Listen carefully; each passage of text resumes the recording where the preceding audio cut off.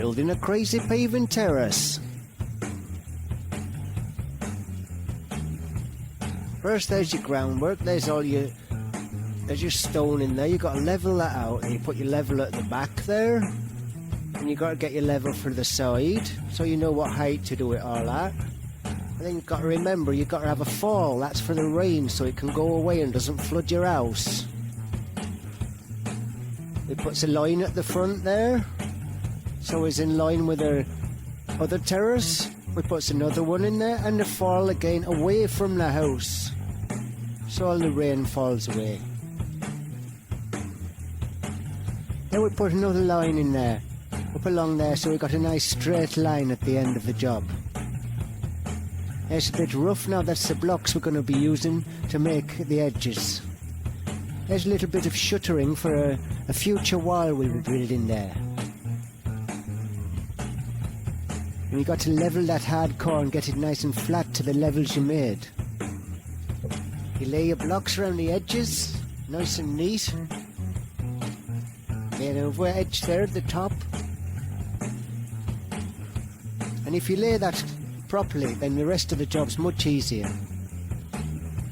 So all your levels are there. Now you put in some sand, not quite full, but a bit less than the thickness of the stones. That's the stone we're using, that's called porphyry. This is from the mountains of Italy. It's very difficult, hard stone to work with, but it looks beautiful.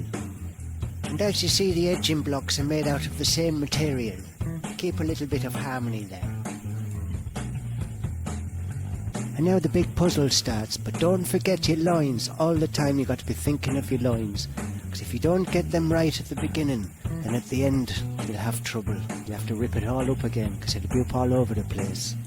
So lines diagonal every way you can. It takes time, but you save time in the end by doing that. Always think about your lines and your levels.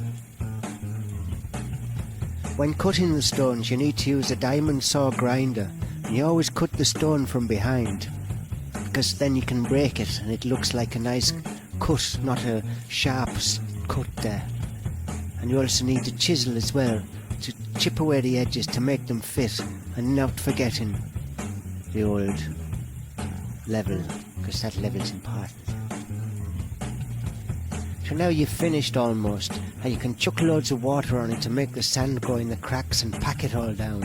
And you can go and have yourself a glass of beer, because your fingers will be hurting and your back will be breaking.